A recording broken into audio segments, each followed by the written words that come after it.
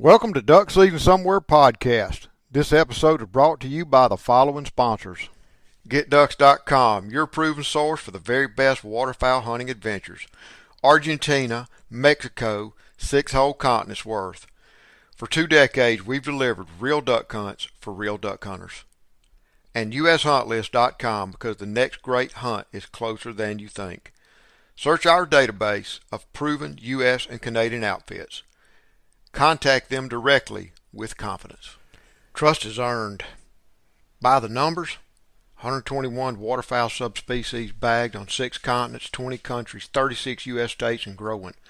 I spend upwards of 225 days per year chasing ducks, geese, and swans worldwide. And I don't choose shotguns for their brand name or the cool factor. Y'all know me way better than that. I've shot Benelli for over 2 decades.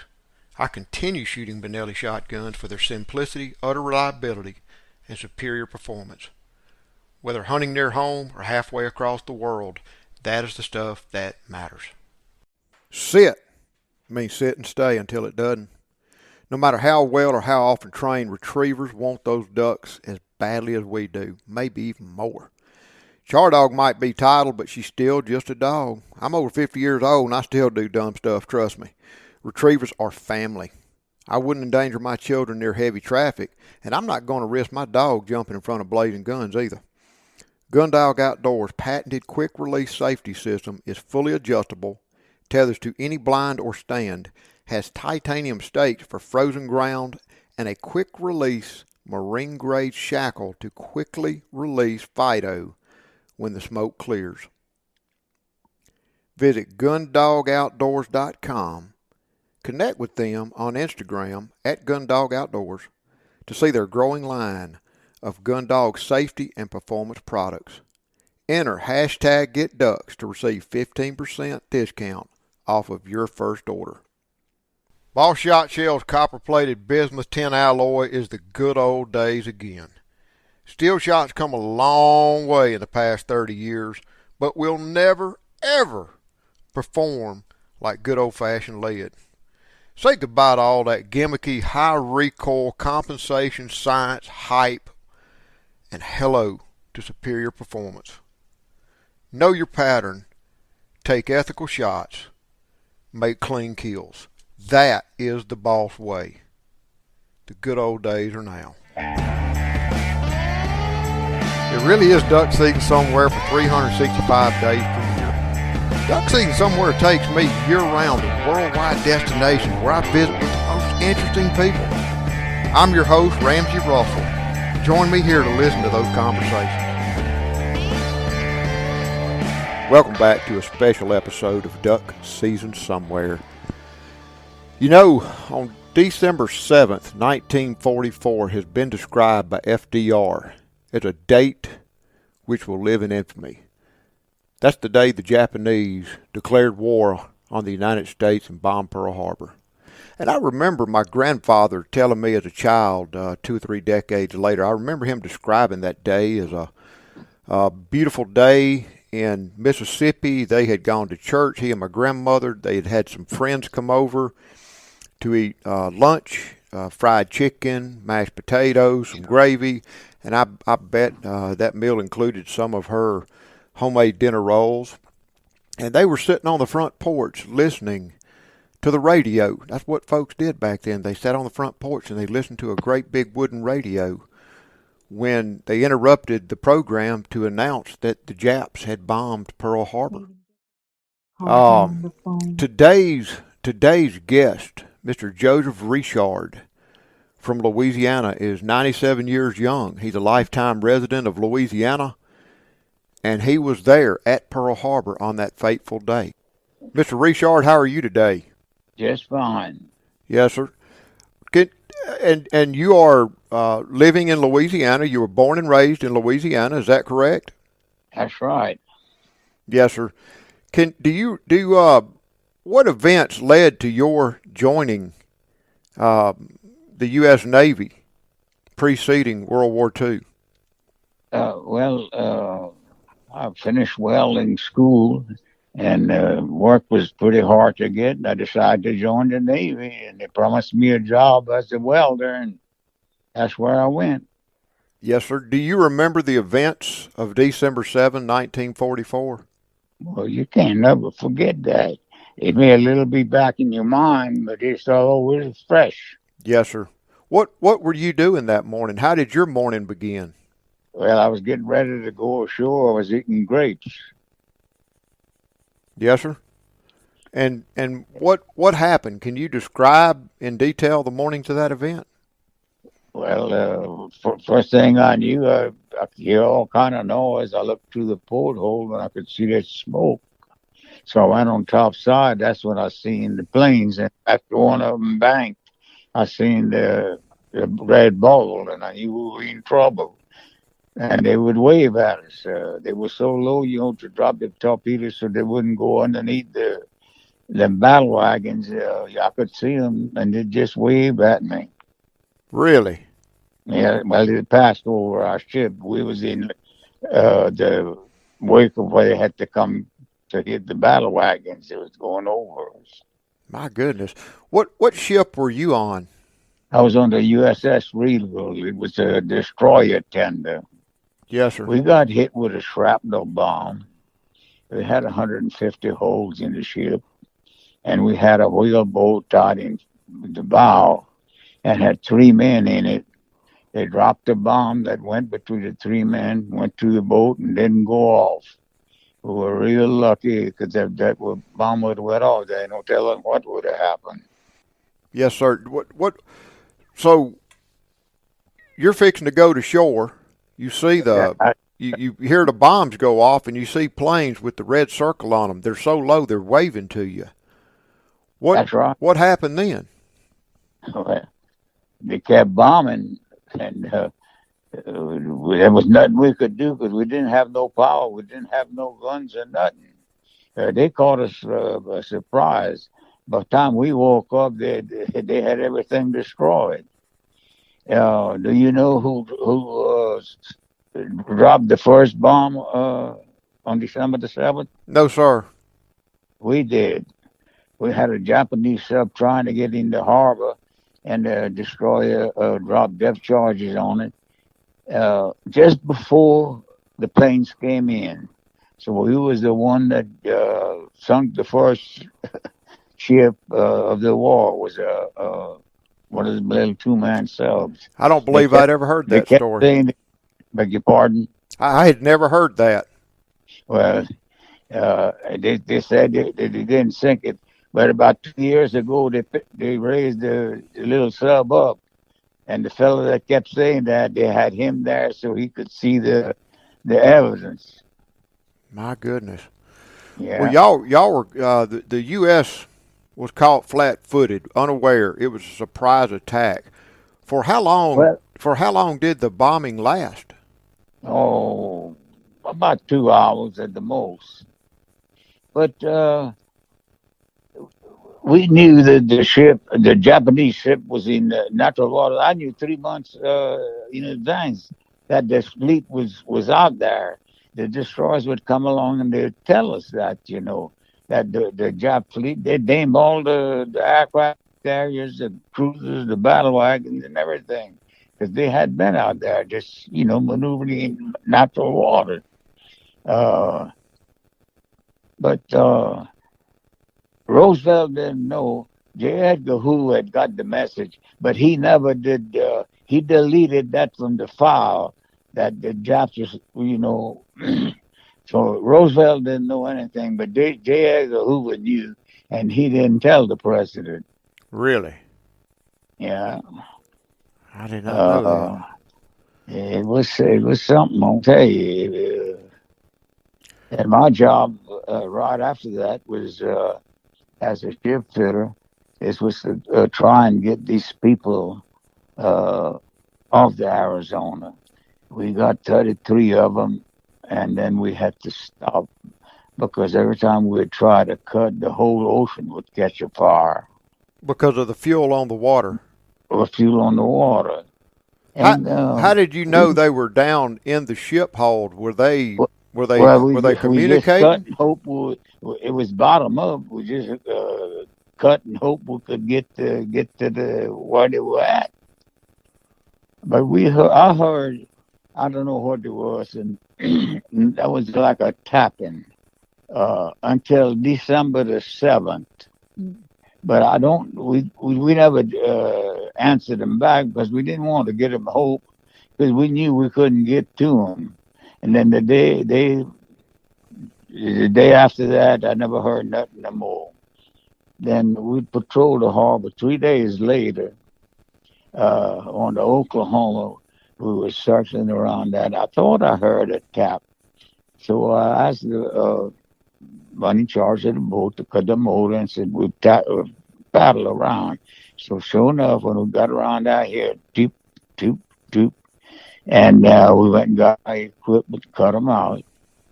And there was 3 men in there just with their heads. It was out of the water. Well, I didn't know who they was. They went to the sick bay and we went about our business. 57 years later, we was at a meeting at Las Vegas and we were sitting at the table.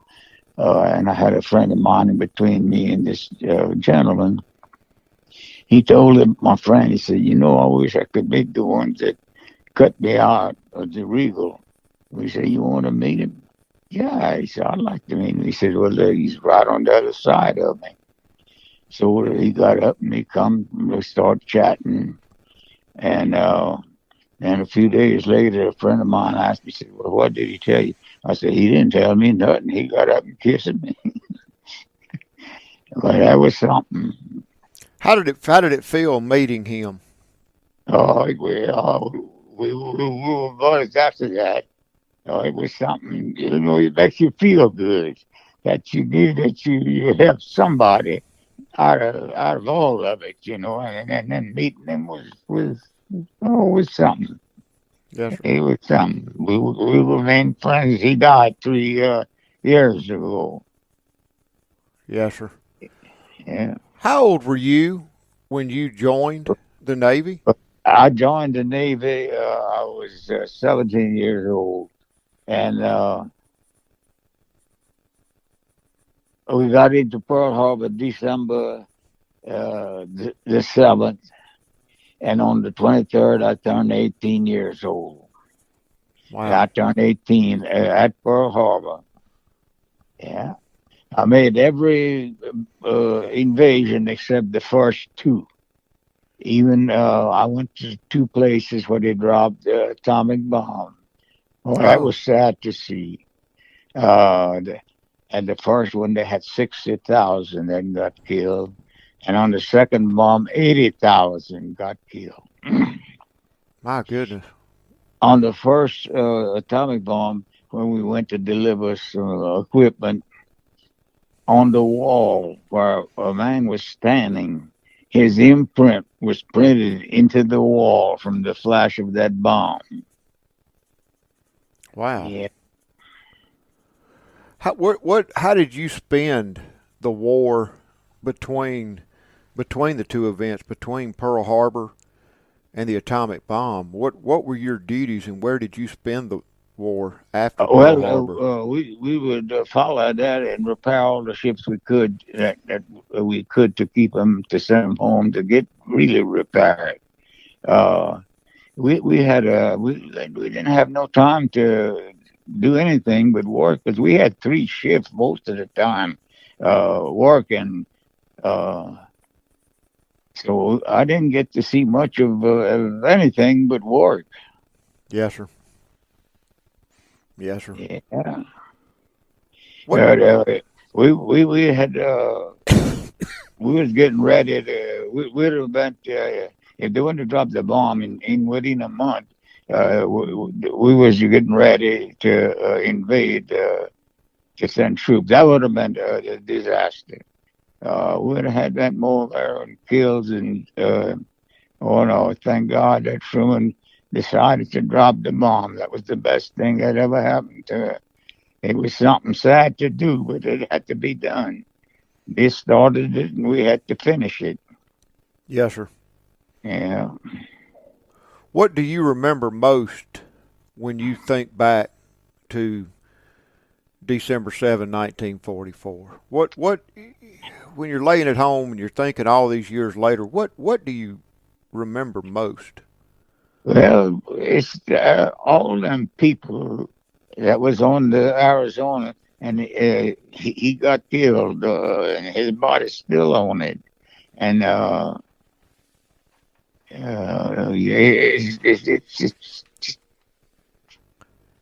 yeah, my mind just stays on that. We couldn't do nothing to get him out of there. And to hear him knocking, there was nothing you could do. Yes, sir. That's something that you never forget. I hope nobody else has to go through what we had to go through. Yes, And sir. we were young. We did the best, and we came out uh, in glory. Yes, This sir. was really good. Yes, sir. Yes, sir. Have you been back to Pearl Harbor? Have you Yeah, I went revisited? back there a couple of times. I'd like to go back, but in the condition, I'm crippled and I'm partially blind. Uh, won't be able to make it. I'd like to take my two daughters over there.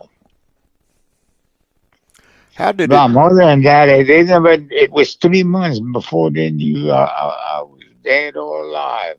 I write them, but the mail didn't go out. I don't know how they found out, if they got a letter from me or if the neighbor sent somebody out. But they never did ask me anything. If they wanted to know something, they did it through my brothers and sisters. But they never talked to me about what I had went through. I think they were just happy that Yeah, you were alive. yeah. What? I'm trying to ask this the right way. What?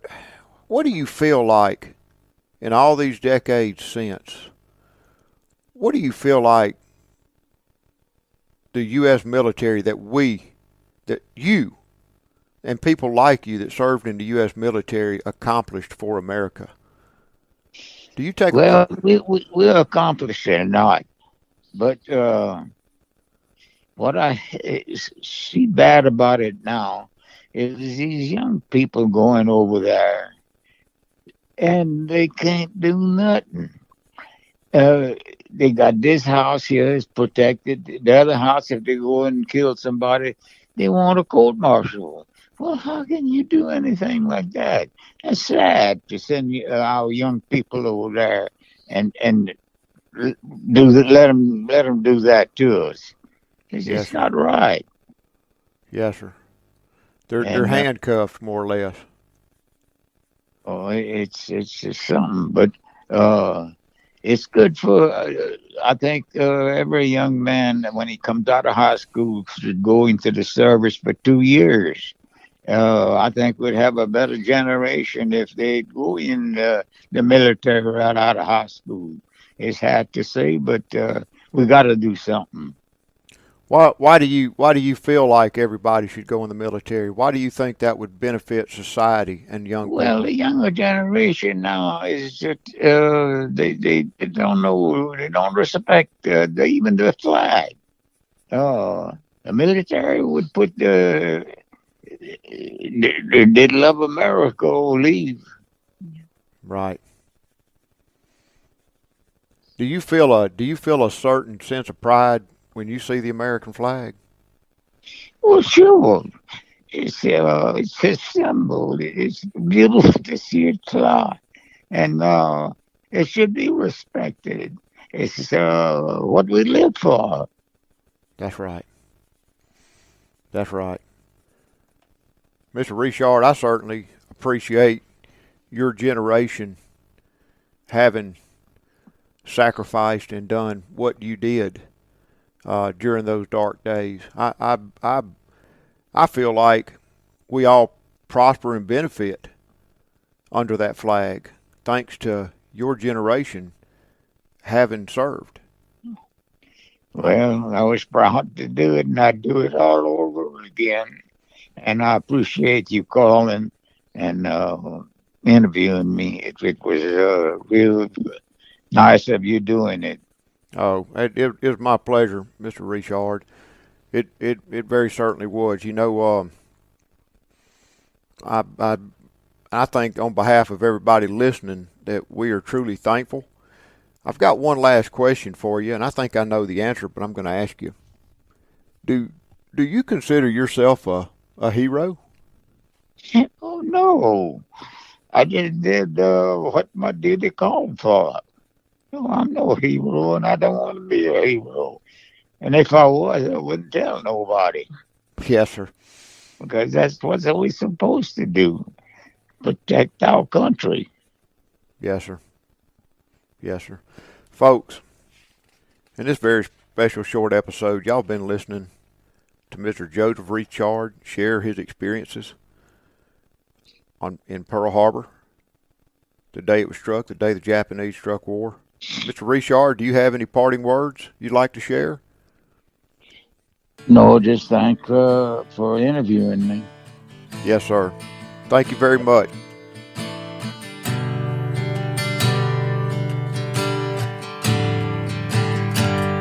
Boy, Mark, can you imagine? Can you just imagine what it was like being at Pearl Harbor and watching the USS Arizona sink? And to be under that kind of fire and be under that kind of pressure, I really can't imagine. What No way. I mean, you know, Mr. Richard and his generation, I really believe they are the world's greatest generation. They are the generation that truly made America great. You know, I heard my grandfather talk about it, and I've talked to a few of these vets now, and it humbles me when somebody like Mr. Richard just describes that event as him doing his duty, not him being a hero. What do you think about that? It's just, those guys were ready to answer the call. That's for sure.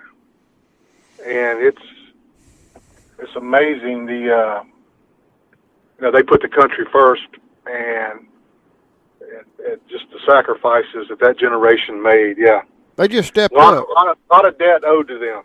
A lot of debt owed to them, and wow, I tell you what, they're not getting any younger, and but I'm indebted to them, and I sure appreciate them feeling a sense of duty to do what they did on that fateful day. Mark, how things been going with you? How'd your opener go? I couldn't ask for any better. 75th birthday from my dad, Ramsey. 2 hunts. Shot 18 birds in 8 minutes the first day and 24 birds in 33 minutes the next day. So it doesn't get any better than that. That's good. Well, we had a good opener at Willow Break, too.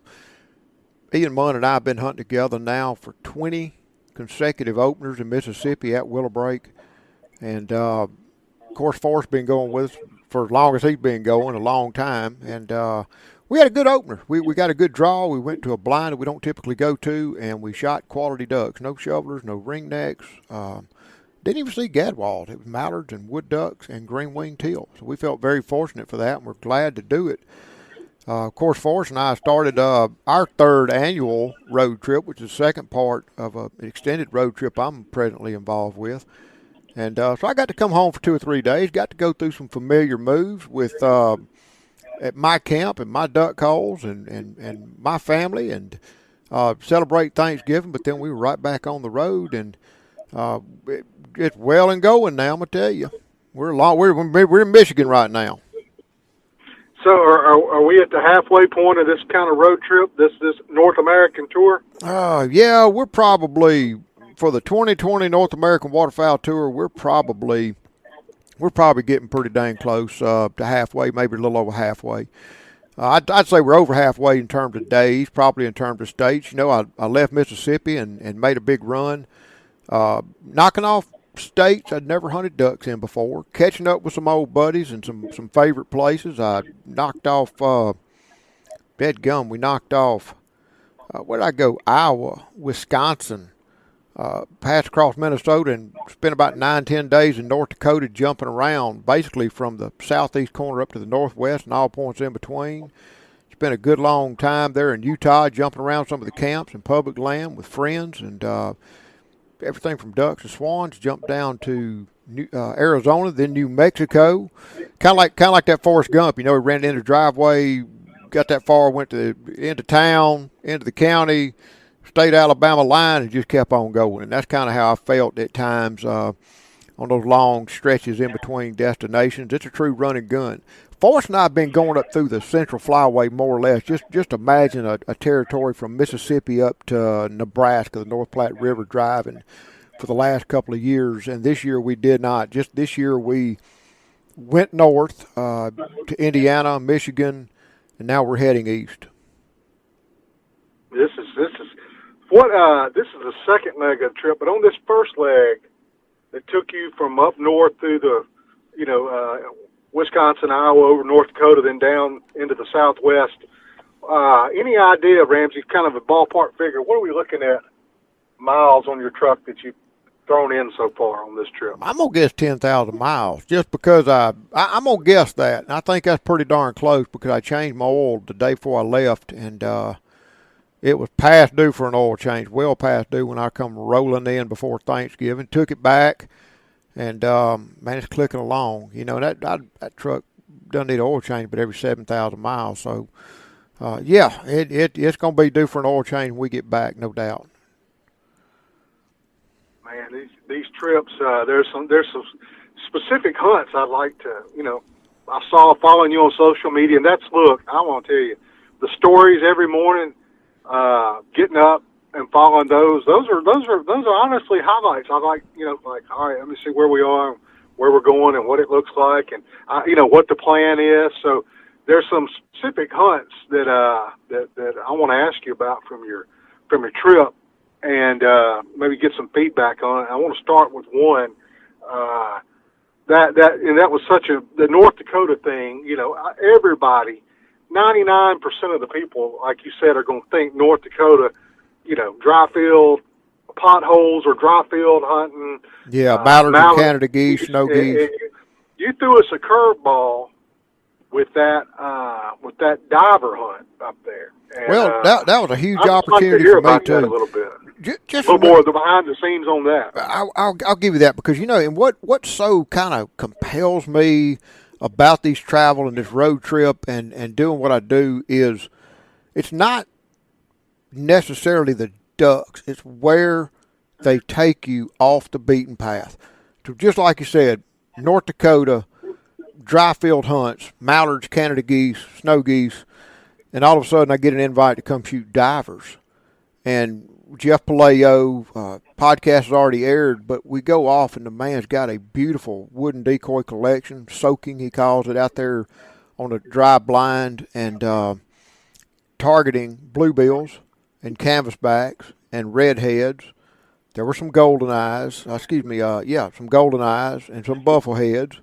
And I told him, I said, there are parts of the world back home, some of these species are regarded as trash ducks, not by me but by others. And that's not the case with them guys, man. They target them. A lot of these guys up north, this morning in Michigan, a lot of these guys up north, they prize bluebills. They prize them. And they are a fast and sporty bird. They know how to cook them good and everything else. And but no, that would just, it's like just sitting there. All the times I've been to North Dakota hunting, I'd never experienced a diver hunt. And so it was a fresh perspective on a same old place, and that was very rewarding in doing that. Let me ask you, so we're doing a diver hunt on a big lake up in North Dakota right now. Are these local birds that have been raised in that part of North Dakota? No, they were migrators.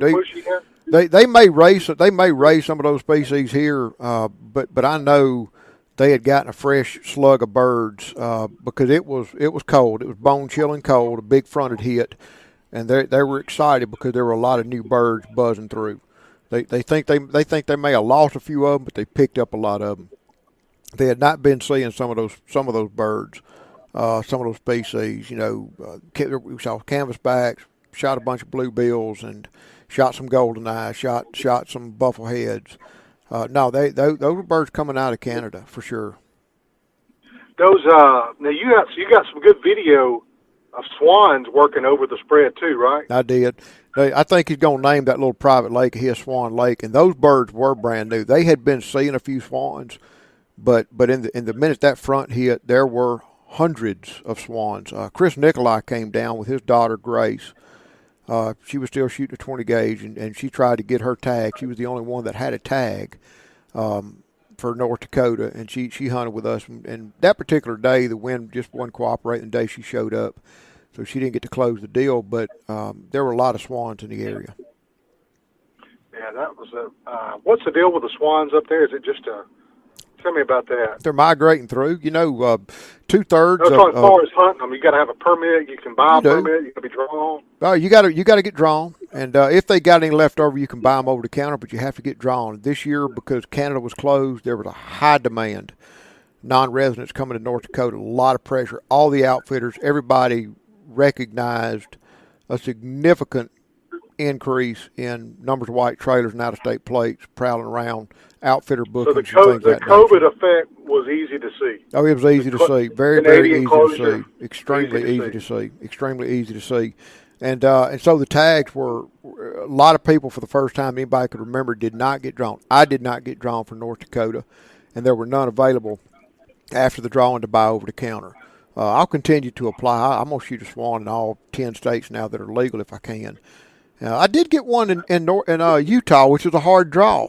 And I got lucky doing that. And I found myself, and that was kind of the one of the big highlights of the trip, of the drive, was ending up in Utah and with Chad Yamani again. And we had just an absolutely beautiful swan hunt. Ed Wall came up from Hinds County, and actually he'd been over filming in Nebraska. He came up and filmed it. We did a little piece on it.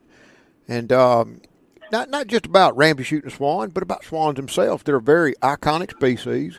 In fact, I learned some stuff myself about swans and about just their importance as hunters, as conservationists, their role. 2/3 of the continental migration migrates through the Pacific Flyway. One of the big major staging areas is the Great Salt Lake Basin.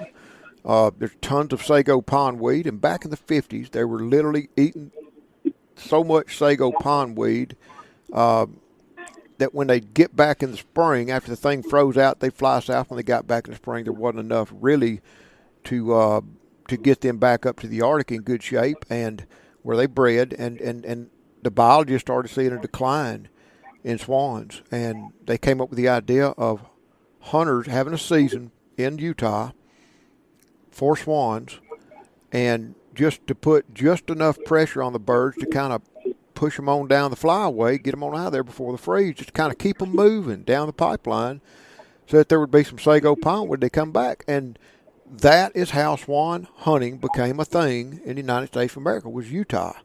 To conserve the swan, let's get some hunters on board. And now the populations of both tundras and trumpeters are trending upwards.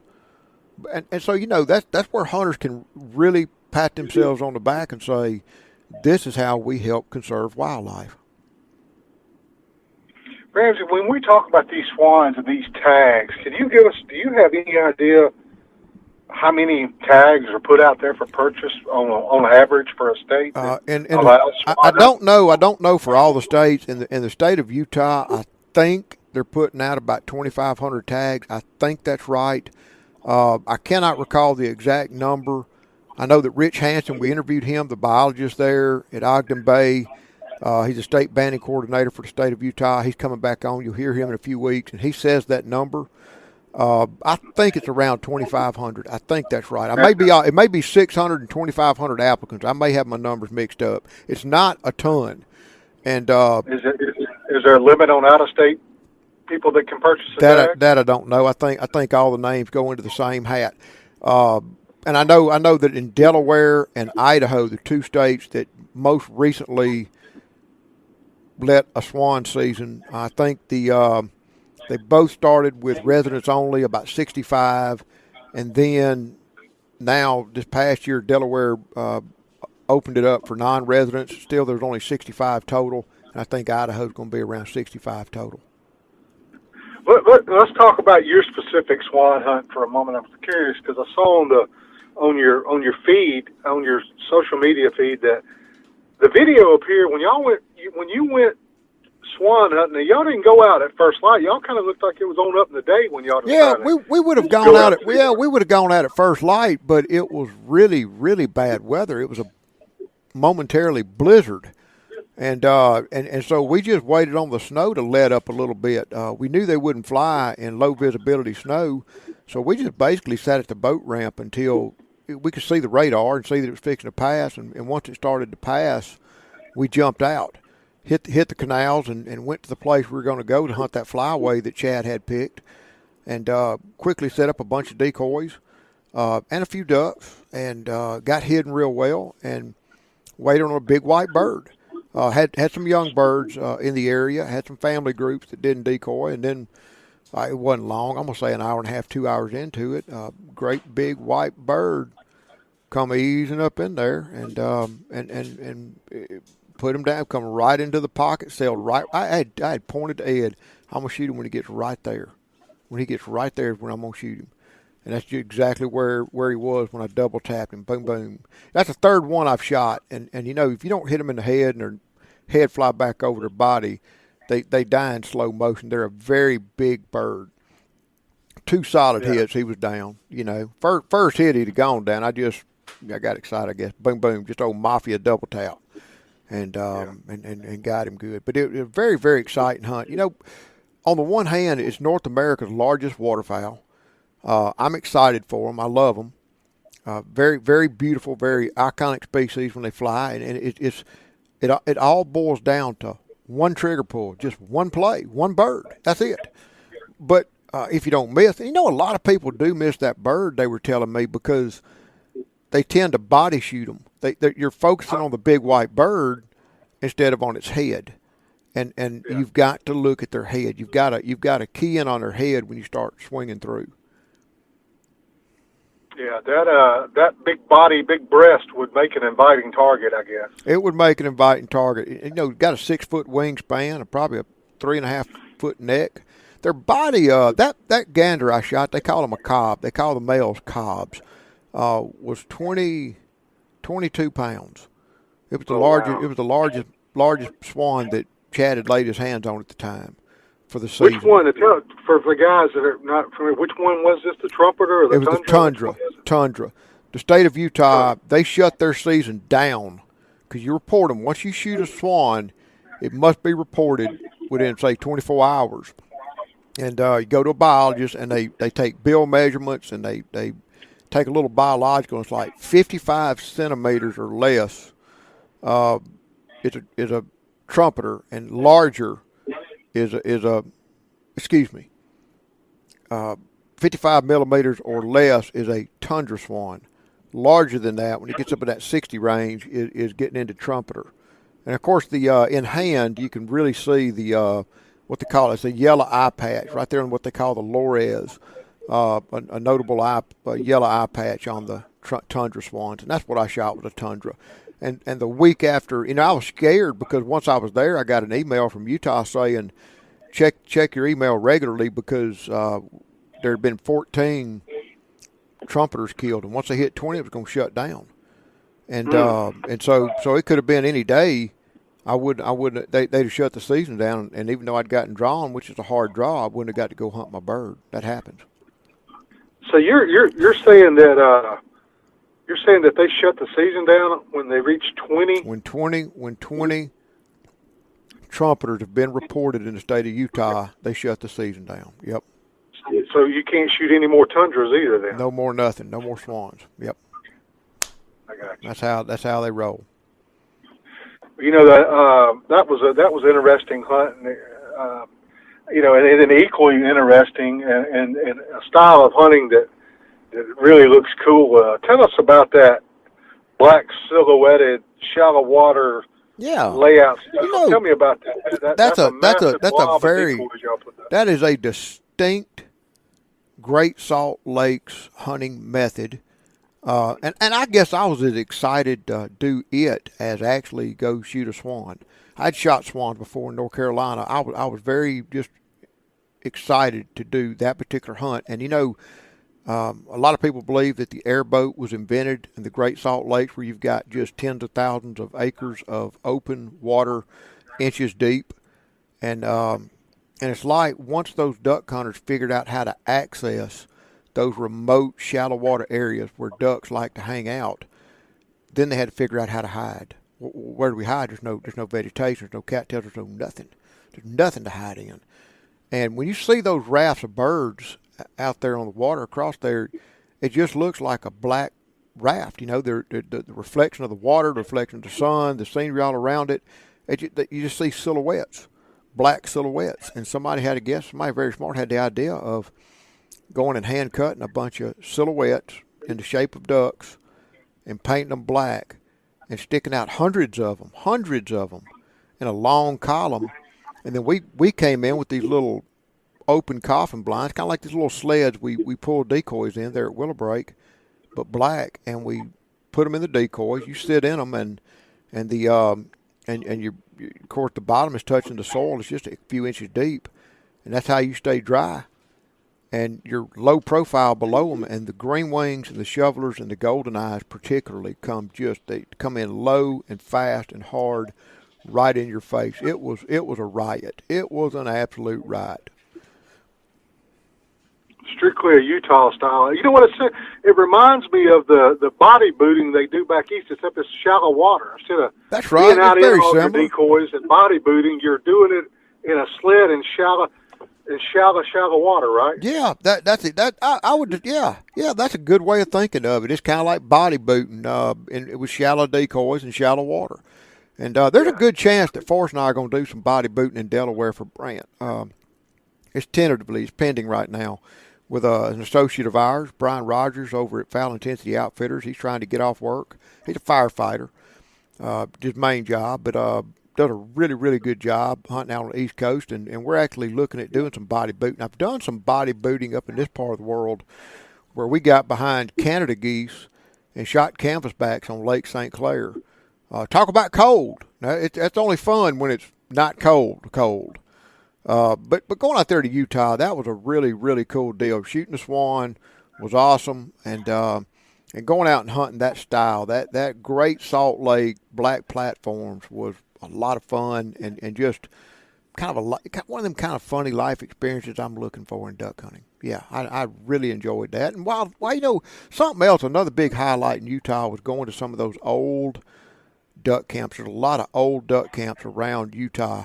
I went to one called New State that had been founded. It's called New State because it was founded the year that Utah became a state. I went to the Chesapeake Club. It used to be called the Chesapeake Bay Club because back during the market hunting days, they were shipping a lot of their ducks out of state, and they wanted to borrow from the name brand of Chesapeake Bay to get top dollar for their canvasbacks. Went to another duck club that's been around since 1903 called the Rudy Duck Club. The way they lay those clubs out, you pull up, you got this camp, you got these like a metal storage shed with doors. You walk through the door, it's a mud room, most of them heated. You've got dry docks or wet docks inside. You just place your decoys, climb in the boat, these little custom boats for running through those water control devices. That how they manage for Pond Sago, and we drive out, we hide the blinds, we pull up the blind and push up into cattails and shoot a fair amount of quality ducks. It was a lot of fun. It looked incredibly neat. That's a really rich environment for waterfowl hunters. Utah is a special area because I love Utah. It's one state in America I would very seriously consider moving to if I ever pulled up my southern roots and moved somewhere. The duck hunting's good, the people are friendly, very high quality standard of living, and I just love it. You know, you're sitting out there in those marshes, looking at the Promontory Mountains to the west, the Wasatch Mountains to the east. You know, sitting on the outside of Bountiful, the cities will be lit up against those purple mountains at daylight like a Christmas tree. But always that Mormon Tabernacle Church is like the angel on top, just very bright, very prominent. It's very serene and beautiful. It's just a nice place to hunt. I love hunting those marsh habitats like that. Let me back you up for a second. I do want to ask you about one. Back up. You took a tour through Montana, and I know the hunting had been slow. Got friends out there, and they had some tough duck hunting, and you were in that time period. But tell me about that historic Bighorn River. When you hear about hunting the Bighorn, the first thing I think of is General Custer out there and just all that. Well, we didn't get to hunt the Bighorn. My buddy Ryan Yarnell. My buddy Ryan Yarnell, we were supposed to hunt the Bighorn. He got COVID, didn't get sick, didn't get deathly ill, didn't feel good for a few hours and a few days, but got quarantined. So that scratched that. I did go to the Yellowstone River, which was unbelievable. Just walking across that river in the dark, the sun coming up, the purples and the pinks and the reds, and just the majesty. Paint that picture for me. How big is this river? When we talk knee about deep, how wide? Well, I mean, the parts we crossed were riffles, and it was knee deep and slippery. I mean, boy, it's like a trout stream slippery. It's like as slippery as a fresh caught cutthroat. I mean, it's slippery, so you got to be careful walking across there. And 'cause it's slippery, like walking on the ice underwater in or a bar of soap or something. And then we just used natural cover on a gravel bar, and there wasn't a ton of ducks. It was so interesting because I left home on October 17th wearing shorts and a T-shirt. I got to Iowa. It snowed. A big front hit. By the time I got to Wisconsin, there was 5 inches of snow. By the time I got to North Dakota, they caught all that snow, but it got bitter cold. Like several of those hunts, it was down to the single digits. Ducks flying one time a day and eating and whatnot like that. And then by the time I get to freaking Montana, it was 75 degrees. And 2 days later, 75 to 80. It was 80 degrees when I rolled into Bozeman to hunt with a couple of boys. And you know what? We went out and shot geese and shot some ducks out in the field. It was awesome. But I had to leave. I was thinking about staying one more day and coaching on in. They're like, man, you need to get out of here because there's a blizzard hitting. I said, no way. They said, oh, it's coming. And then I started getting inbox like, hey, if you're still in town because you get snowed in, come eat dinner with me. I'm like, man, they're serious. Because there's a mountain pass going from the Gallatin River Valley over into Utah to the Madison River Valley down over into Utah. And they're like, dude, if it snows like they're saying, you're going to get snowed in. You're not going to be able to make that pass. So I just skedaddled on over it and got on down into and sure enough, the next day, I get a bunch of texts saying, good thing you left. And they started showing me pictures and whatnot, all the snow they got. It was crazy weather out in those mountains like that.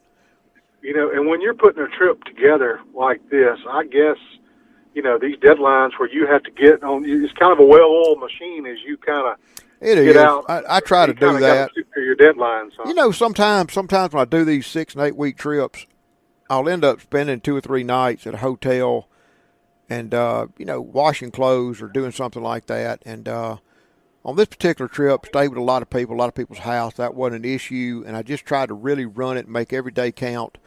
And so we're running just like Forrest and I. We're running a real close to the timeline. I mean, it's just like I told Forrest, we're literally one flat tire or a post truck stop burrito emergency from missing the next hunt. We're rolling in 2 nights, 1 day, and the next morning. So 2 nights, 2 mornings, around lunchtime, midday. On to the next destination. We'll get to New Jersey, and we'll get to New Jersey next weekend or about midweek this upcoming, and we will be there. Actually, about when this podcast airs, we will be getting to New Jersey, and we're going to camp out there for 4 days with a friend and target brant and black ducks, and just really lay in with them, and kind of more of a quality hunt. But other than that, we're just a day and a half, 2 days into it. Look, I'm a big fan of off the beaten path duck hunting. That's me. Everybody that knows me knows how to. Anybody can go to the the Hollywood spots, the best, the glamour spots, the Arkansas and all the historical and kill ducks. But I like to hear about these off the beaten path spots. And these next 2 spots that we're going to talk about were easily my favorite of your trip. Okay, everything from wild horses coming through the decoy spread to city tourists who looked at you. I could tell when they looked over at y'all. I could just see them looking at you like, what is that? That was, who are those guys? They gave you that look like you had about a 10-inch penis hanging off your forehead there. So I got to hear about these two next spots, Arizona and New Mexico, and really got into some good action on both those. Tell us about that. I've got time, and COVID really inspired me to branch out and see a lot of opportunities in my backyard. And, I've hunted a lot of different countries, but there's a lot of locales and opportunities here in America that I had not yet explored or hunted, and I thought this would be a great time to do it. So when I left Utah, drove south, it was an amazing ride, probably the best windshield time of the entire trip. It was a long drive, probably 10, 12 hours, but I enjoyed every minute of it. My mouth was open, my eyes were big, like, holy cow, look at this. Just John Wayne cinematography, epic Hollywood scenery on both sides of the road as I was going through the Great Desert, they call it, into northern Arizona. Went into Phoenix, 6 million people. Hunted with John Odell, a biologist, and my buddy Steve Comas for a couple of mornings. We hunted the Salt River just outside of Phoenix.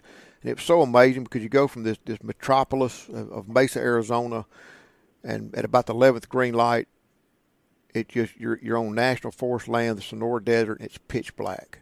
Pitch black.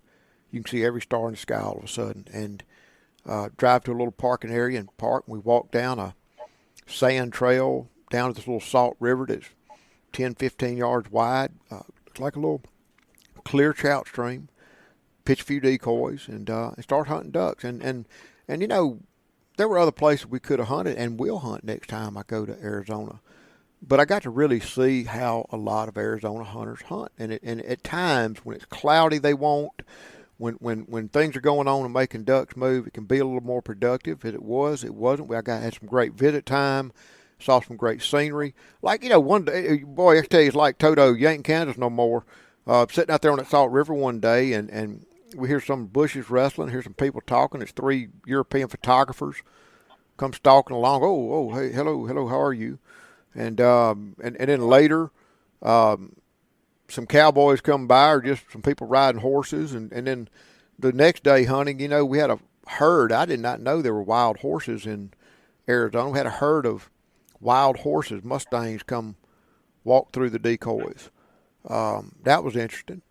Shot a few birds, and then I went to an epic feedlot hunt with some friends.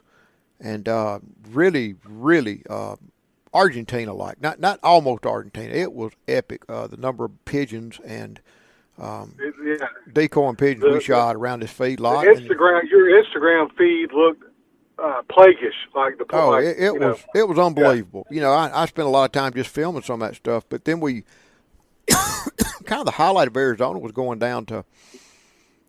Way down. We were actually closer to Mexico at the time than we were to Phoenix, and stepped into a duck hole. There'd been a lot of mallards on it, and walked into the knee-deep water, probably 10, 15 yards wide, surrounded by mesquite trees, 100 yards long, surrounded by an ocean of agriculture, predominantly corn, a lot of irrigation. This called the tailwater. Irrigation runoff. That's what it was. Just a little sump, and loaded with duck feathers. Really expected a good thing, and they'd seen that couple of hundred mallards. We don't know if somebody turned on a well and put water somewhere else, or because they ain't like the birds are going to migrate south, that far south. Those greenheads are there, those mallards are there, and but we didn't fire a shot at a mallard. We saw one greenhead, and he was working, buddy. He was hooked up about 9 o'clock. We called to him, and he hooked up and started coming in, and I had looked to my right where he was going to hook up and come right through the path down over the decoys, and I sensed, and I heard a flap or something, and looked up above me, and there were 2 Mexican ducks that nobody'd seen just silently come in, and were just coming in, and bam, bam, knocked out a pair of them. Don't know what happened to the greenhead, but boy, I saw those Mexican ducks, knew what they were, picked the drake first, the hen next, doubled on them, and when little Char dog went out to grab those birds, that first big drake, I realized that I've shot a bunch of those birds down in Mexico, in the Sonora Desert down in Mexico, but had never shot one on American soil.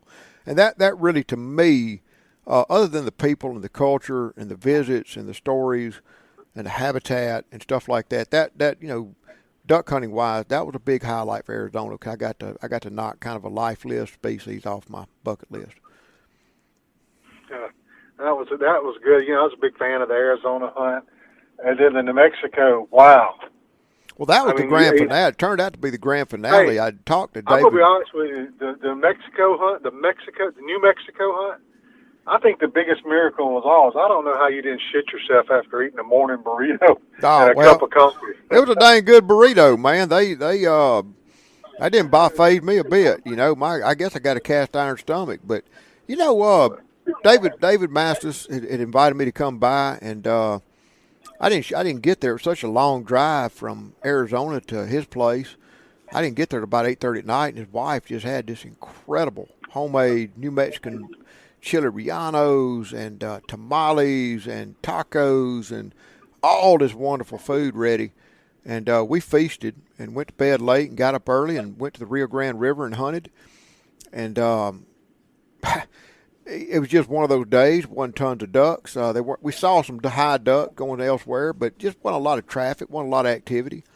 And I'd expected to see more mallards and widgeons than anything else, and tripled on a 4-pack of gadwalls come in. Boom, boom, boom. I tripled on gadwalls. And that was okay. We went home, ate more of her excellent home cooking. Desiree's an excellent cook. And jumped over to kind of a surprise. He says, "Do you like to shoot sandhills?" I go, "Yeah." He goes, "Well, I've been invited to go on a sandhill crane hunt. We're invited to go, and it puts you closer to Mississippi when we leave." I said, "Perfect." And I did not even know there was sandhill crane hunting in New Mexico, but it was epic. It was like the grand finale of that first leg of the trip because it was so epic. Yeah. Now, we get there, the young boys had scouted it, and we show up to a wonderful barbecue dinner. We go out, and the weather's changed. It's kind of cloudy. It's a little iffy, spitting a little bit of rain and mist. And what are we hunting over that day, Ramsey? Cornfield, cut corn. What kind of concentration of birds in a cut cornfield? There had been. I posted some video on the storyline. There had been 400 or 500 sandhill cranes using this field, that area, for about 3 or 4 days, and it looked really, really good. I mean, I tell you what, to see that many sandhill cranes, the way they line up, it's probably a half-mile line of them. It was a bunch of them, but they're subject to change the field in a heartbeat on you. So when we were sitting there at 9 o'clock, we were beginning to wonder if those birds were going to come on in. And right about the time we're starting to get worried, we hear one out through the mist and look up, and here comes a line of about 25 of them. I doubled, bam, bam, limits 3. So I sat out a volley or two and did a little video with my iPhone. And but really and truly, I think it was 4 volleys, and we were done. Bam, bam, bam, bam, bam, bam, bam. I mean, it was done. Once those sand hills get in, they don't get out quick. It's almost like shooting a flat screen TV. And what's so crazy about that trip? The windshield time and the things you see was coming down through Roswell. I don't know. It's just something weird about coming through Roswell, New Mexico. You hear so much about them flying saucers and all that kind of stuff. And I didn't know where I was. These GPS days, I don't really study the map too much. I just punch it in and go where she says go, left, right, straight, 26 miles, bear off, do this, do that. And so it was late at night. We were coming in, pitch black dark, and I didn't really think much about it until the McDonald's looked like a flying saucer, and I saw a lot of alien signs and things like that. So I kind of cropped out a little bit and realized I was in Roswell. I said, wow, shooting sandhill cranes near Roswell, New Mexico. How cool is that? Did you see anything? No. Flying in the sky that night that freaked you out? No, it's too cloudy. The only flying objects I saw were identified as sandhill cranes. Yeah. And they looked like they looked like folding chairs been tossed from a plane when they started flopping down. So yeah, it was a great ending to the first leg of that road trip. All right, anything differently, if you could do it over, anything differently you would do on this first leg of the trip? I might. I really, really, really love Utah. I love the people. I love everything about it. But if I had it to do again, I'd gone that far, if I'd had it do again, I might have reorganized Utah just a tad and added a few days to go visit Nevada. I still haven't hunted Nevada and would like to hunt Nevada, but it's going to take extended time. I shot 4 ducks in 3 days, 3 mornings hunting in Arizona, and I want to go back because there are a lot of places there I want to go, up north, out west, down south. There's a lot of hunting opportunities. There are unique hunting opportunities. I want to go there. Likewise with New Mexico, Nevada. You don't just go to one place. It'd be like going to Arkansas and going to Stuttgart and nowhere else. Well, you know, there's hunting north and east and south of Stuttgart, and so I'd like to go. I'd like to get back off in those areas. That's the only thing I would have done different. You know, I left in October and all the lawn art looked like scarecrows and pumpkins and Halloween and election signs, and here I am after 3 days break at home.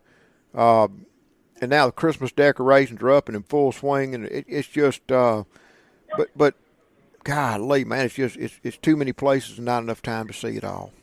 That's my only regret is that it's just too many places, not enough time.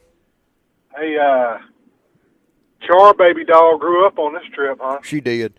You know, she's about 20 months old, 21 months old, and I picked her up from Alan Sandifer, who had gotten her senior titled, and she knew his game. She knew that hunt test game. Picked her up in I don't know, about the second weekend of teal season. I picked her up, and we got off to a little bit of a slow start. You know, she didn't know me, my game. You know what I'm saying? It was different. But, boy, let me tell you what. She's had about 5 or 6 days off since I picked her up. She has hunted the blue-winged teal down south during that season. She has hunted big Canada geese, green-winged teal. She retrieved that tundra swan. She has hunted in trees. She's hunted from blinds. She's hunted from mutt huts out in fields. She has hunted snow. She has hunted 80-degree weather. She has swam the Yellowstone rivers. You know, the Yellowstone River, Salt River, Rio Grande River, Great Salt Lakes, divers, puddlers, big ducks, little ducks. You know, it's been and I mean, the learning curve was real quick. And she knows her game. And I got to tell you, she's probably one of the huntingest little dogs I've ever owned. I mean, when we get into that dog loves to be petted like all them labs do. But when we get in the blind, that gun's loaded. She is game on. Son, she is all business. You know, she is all business. She has hunted, she's hunted 11 or 12 states so far and picked up around 450 birds, 22 species. It's been an epic couple of months together. I'll say that. And you know, it's only going to get better this second leg. It's going to get better. I'll tell you what. I got to ask you, what about this travel decoy that you take? What a memory maker that you're going to have from years from now to be able to look at that name, remember that hunt. Yeah, I'm glad you asked about that because a lot of people have been inboxing us. You know, they've been inboxing and asking why that decoy, why are you getting people to sign it? What do you do? And you know, I've always said people. What defines duck hunting, especially my form of duck hunting the most, are the people. You know, I call this the North American Waterfowl Tour. No, man, it's the hospitality tour because the many people that have invited me into their homes, invited me to dinner, invited me into their duck blinds, into their duck camps, into their duck boats, into their slice of duck hunting in America. It has been overwhelming, and it's a way that I can memorialize and remember that event. You know what I'm saying? It is the people that made all these experiences possible. And as to the decoy itself, I'll just say it. I told somebody a few weeks ago why I chose that particular. It's not a perfect decoy for this kind of project. It's one of the most foam herders, styrofoam decoys. You know, it rubs and paints and gets scuffed up very easy. So I'm really not throwing it out in the water a lot. I don't want the ink to come off. And it's full of ink right now. I have no idea how many signatures, but I think by the time we get done in January, it'll be signatures on top of signatures on top of signatures painted up, which is fine. But I tell you what I'm going to do is after this tour is over and I take that decoy back to my game room, I'm going to explain why I chose that specific decoy. That was not the decoy I was going to use initially. I was going to use a wooden decoy, a black duck decoy, and I saw this one laid on the shelf right next to it, and I chose it. And I chose it for a good reason. When I told this person why I did it, he said, well, that's kind of bad. I don't know if I like it. I said, no. It's perfect. When I explain why it's so perfect, you'll understand it. But I wish I had thought of having a travel decoy with me all the places I'd hunted the past 20 years. I'd have a decoy sack full of signatures of all the people I've hunted with, have been blessed to hunt with over the years. And but anyway, the full answer is going to come later in January, February after this magnificent 20-plus state North American Waterfowl Tour comes to a conclusion. All right, Ramsey, before we close this out, I got one more question for you. It's more of it's a get ducks question. Where does your crystal ball see these borders, Canada, etc., in the fall of 2021? I predict they're going to open. You know, I don't have a crystal ball. I don't know what an extremely liberal government like the Trudeau administration is going to do. Having been through some of these Democratic ruled states like Michigan that I'm sitting in right now, and the restaurants are closed completely, except for carry out. I don't know, but I forecast that Canada's going to be open. I just my belief, and I tell you why. Argentina just opened. Tourists are coming into Argentina now, and I believe that I believe it's going to open up. I believe there's going to be protocols in place: wear a mask, wash your hands, exercise, good health measures. But I believe this time next year, I believe it's going to open up. We're going to be starting to feel a little bit more normal again. Good. I'm glad to hear that. Well, I've enjoyed it, man. Yeah, folks. I appreciate y'all listening to this episode of Duck Season Somewhere. I've got you caught up on this waterfowl tour we've been doing. Thank y'all for keeping up with us on Instagram, and thank y'all for listening. If y'all got any questions, give me a shout. Hey, see you next time. Forrest and I are fixing to load the truck and head south towards Ohio. Thank y'all for listening.